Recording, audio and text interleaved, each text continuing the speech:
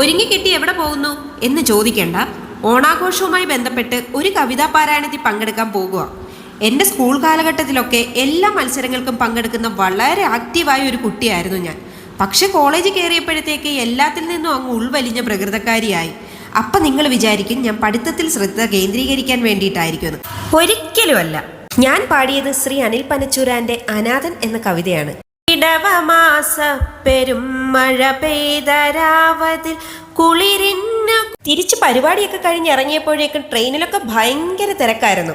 ഒരുപാട് മലയാളി മംഗന്മാരെ കാണാൻ പറ്റിയിട്ടില്ല. എനിക്ക് ഏറ്റവും ഇഷ്ടം എൻ്റെ നാട് തന്നെയാണ്. എവിടെ പോയാലും എൻ്റെ സ്ഥലത്തിൻ്റെ പേര് കാണുമ്പോൾ എനിക്ക് ഭയങ്കര സന്തോഷമാണ്. തിരിച്ച് വീട്ടിലെത്തിയപ്പോൾ ഞങ്ങൾക്കൊരു പാലുകാച്ചുണ്ടായിരുന്നു. ഞാനും എൻ്റെ മാമിയും മാമിയുടെ മോളും കൂടിയാണ് പാലുകാച്ചിന് പോകാൻ റെഡിയായത്. ഞങ്ങൾ ഒരുപാട് ശേഷക്കാർക്ക് ആകപ്പാടുള്ളൊരു മാമിയാണ്. തട്ടാതെ മുട്ടാതെ ഞങ്ങൾ കൊണ്ടുപോകണം. എവിടെ പോയാലും അന്നമാണല്ലോ ഉന്നം. എനിക്ക് ഈ ബൊഫെ പരിപാടി വലിയ താല്പര്യമില്ല. അതുകൊണ്ട് എൻ്റെ കുഞ്ഞനിയത്തി ജീവനെയാണ് എനിക്കെല്ലാം എടുത്തു തന്നത്. ഒരു പ്ലേറ്റ് ബിരിയാണി കഴിച്ച് ഇന്നത്തെ പരിപാടി ശുഭം.